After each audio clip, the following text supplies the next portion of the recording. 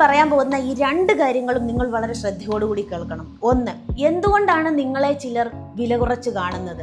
രണ്ട്, അർഹിക്കുന്ന ബഹുമാനം നിങ്ങൾക്ക് ജീവിതത്തിൽ ഒരിടത്തു നിന്നും കിട്ടുന്നില്ലേ?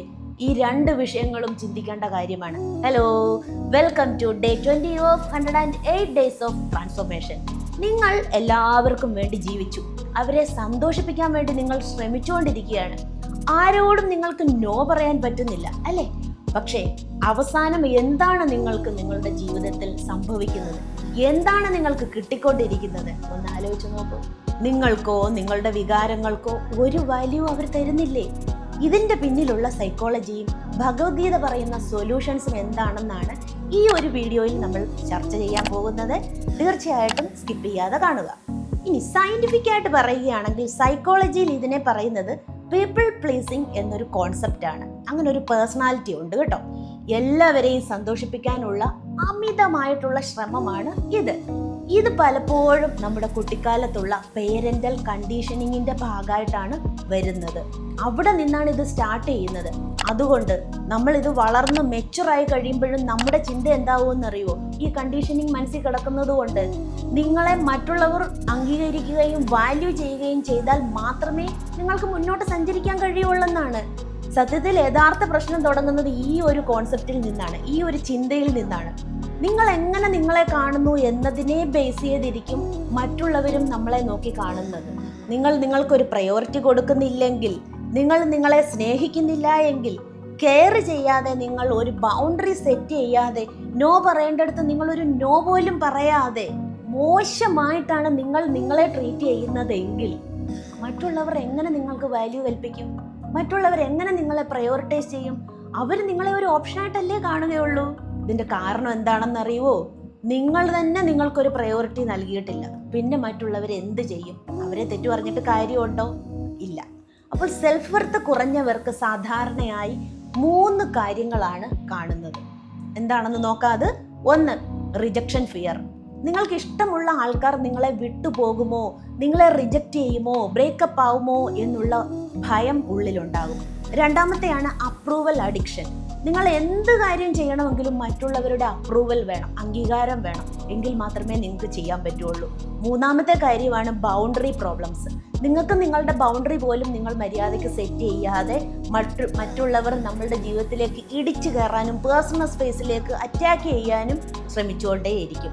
ഈ 3 പ്രശ്നങ്ങൾ നിങ്ങൾക്കുണ്ടെങ്കിൽ ടോക്സിക് ആയിട്ടുള്ള ഒരു റിലേഷൻഷിപ്പിലേക്കും ഇമോഷണൽ എക്സോഷനിലേക്കും നിങ്ങളെ കൊണ്ടുപോകും എന്നുള്ളത് ഉറപ്പാണ്. അപ്പോൾ ഇത് എത്രയും പെട്ടെന്ന് പരിഹരിക്കേണ്ട കാര്യമല്ലേ? ഈ ഒരു പ്രശ്നത്തിന് ഭഗവാൻ ശ്രീകൃഷ്ണൻ ഭഗവത്ഗീതയിലൂടെ പറഞ്ഞിരിക്കുന്നത് എന്താണെന്നറിയാവോ?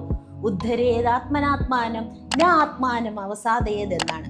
അതായത് ഒരാളും വരില്ല നമ്മളെ ഉയർത്താൻ, നമ്മൾ തന്നെ നമ്മളെ ഉയർത്തണം. നമ്മൾ ഒരിക്കലും നമ്മളെ താഴ്ത്തിക്കെട്ടാൻ പാടില്ല.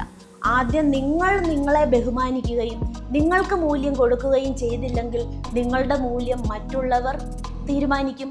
അവർ തീരുമാനിക്കും നമ്മളെ മോശമാക്കാൻ. അപ്പോൾ നമ്മൾ വേണം നമുക്ക് മൂല്യം കൊടുത്ത് നമ്മളെ ഉയർത്താൻ. ഇത് സോൾവ് ചെയ്യുന്നതിനായിട്ട് ഞാനൊരു കാര്യം കണ്ടുപിടിച്ചിട്ടുണ്ട്. സെൽഫ് റെസ്പെക്റ്റ് ഓഡിറ്റ് എന്നാണ് അതിൻ്റെ പേര്.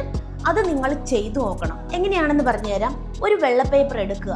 ആ വൈറ്റ് പേപ്പറിൽ ഒന്നാമത്തെ ചോദ്യം, നിങ്ങൾ എവിടെയാണ് നിങ്ങളുടെ ആവശ്യങ്ങൾ ഉപേക്ഷിക്കുന്നത്, അല്ലെ നിങ്ങളുടെ ആഗ്രഹങ്ങൾ ഉപേക്ഷിക്കുന്നത് എന്ന് എഴുതുക. 2, ആരോടാണ് നിങ്ങൾക്ക് നോ പറയേണ്ടത്, അതും എഴുതണം. മൂന്നാമത്തേത്, നിങ്ങൾ നിങ്ങളെ ബഹുമാനിക്കുന്നുണ്ടോ?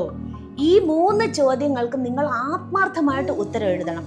അതിനുശേഷം നിങ്ങളുടെ മൂല്യം മറ്റുള്ളവരുടെ അംഗീകാരത്തിൽ നിന്നല്ല ഉണ്ടാവേണ്ടത്.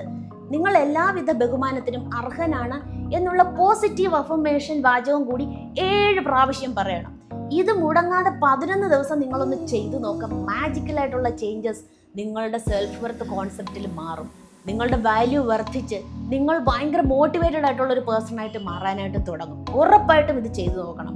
മറ്റുള്ളവർ നിങ്ങളെ വില കുറച്ച് കാണുന്നത് പലപ്പോഴും അവരുടെ പ്രശ്നമല്ല, അവരുടെ തെറ്റല്ല. ആദ്യം നിങ്ങൾക്കൊരു വാല്യൂ കൊടുക്കണം. എങ്കിൽ മാത്രമേ മറ്റുള്ളവർ നമുക്ക് തരുവുള്ളൂ. നിങ്ങൾ സ്വയം ബഹുമാനിക്കാൻ തുടങ്ങുമ്പോൾ, നിങ്ങൾ നിങ്ങളെ പ്രയോറിറ്റൈസ് ചെയ്യുന്നുണ്ടെങ്കിൽ ഇപ്പോൾ തന്നെ ഈ വീഡിയോയ്ക്ക് താഴെ യെസ് എന്ന് കമൻറ്റ് ചെയ്യുക. കൂടുതൽ ഇതുപോലെയുള്ള കാര്യങ്ങൾ ചർച്ച ചെയ്യാനും പഠിക്കാനും വേണ്ടി ഞാനൊരു വാട്സപ്പ് ഗ്രൂപ്പ് ക്രിയേറ്റ് ചെയ്തിട്ടുണ്ട്. ആ ഗ്രൂപ്പിൻ്റെ ലിങ്ക് ഈ വീഡിയോയുടെ ഡിസ്ക്രിപ്ഷനിൽ കൊടുത്തിരിക്കാം. തീർച്ചയായിട്ടും നിങ്ങൾ ഇതിൽ ജോയിൻ ചെയ്യുക. ഇതുപോലെ സെൽഫ് വർത്ത് കുറഞ്ഞു നിൽക്കുന്ന ഒരു വ്യക്തി ഉണ്ടെങ്കിൽ ആ വ്യക്തിക്ക് ഈ വീഡിയോ അയച്ചു കൊടുത്ത് അവരെ കൂടി സപ്പോർട്ട് ചെയ്യുക.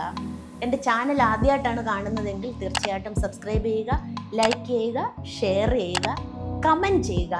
നിങ്ങൾ ചെയ്യുന്ന ഓരോ ലൈക്കും കമൻറ്റുമാണ് അടുത്ത വീഡിയോ ചെയ്യുവാനുള്ള എൻ്റെ പ്രചോദനമായിട്ടുള്ളത്. അതുകൊണ്ട് തീർച്ചയായിട്ടും സപ്പോർട്ട് ചെയ്യുക. നിങ്ങൾ നിങ്ങളെ പ്രയോറിറ്റൈസ് ചെയ്യുക, എങ്കിൽ മാത്രമേ മറ്റുള്ളവരും നിങ്ങളെ പ്രയോറിറ്റൈസ് ചെയ്യുള്ളൂ. അപ്പോൾ ഓക്കെ, ടാറ്റാ, ബൈ ബൈ.